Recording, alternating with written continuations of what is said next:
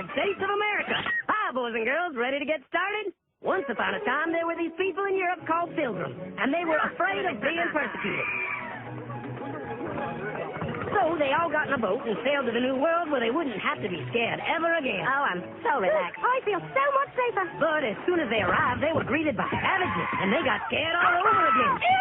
So they killed them all. Now, you'd think wiping out a race of people would calm them down, but no. Instead, they started getting frightened of each other. So they burned witches.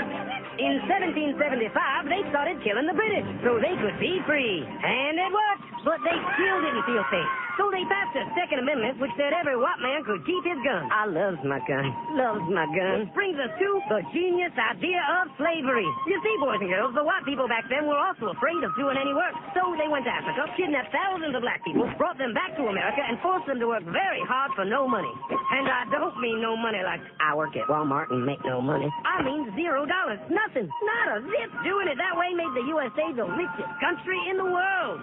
So did having all that money and free help calm the white people down? No way. They got even more afraid. That's because after 200 years of slavery, the black people now outnumbered the white people in many parts of the South. Well, you can pretty much guess what came next. The slaves started rebelling. There were uprisings. An old master's head got chopped off. And when white people heard of this, they were freaking out and going, I want to live. Don't kill me, big black man. Well, just in the nick of time came Samuel Colt, who in 1836 invented the first weapon ever that could be fired over and over without having to reload. And all the Southern whites were like, yee-haw! But it was too late. The North soon won the Civil War and the slaves were freed. Yep, they were free now to go chop all the old master's heads off. And everybody was like, oh no, we're gonna die. But the freed slaves took no revenge. They just wanted to live in peace.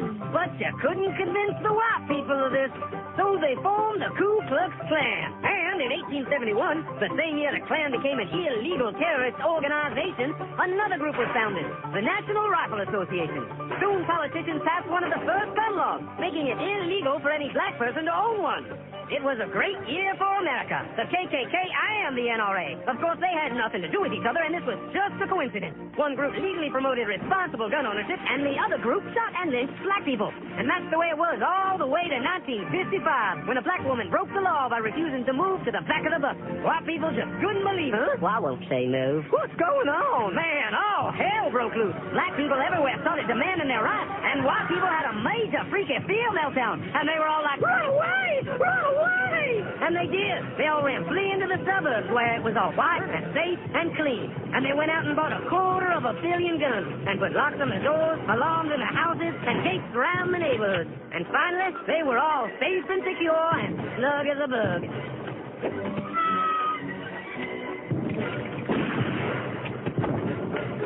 And everyone lived happily ever after.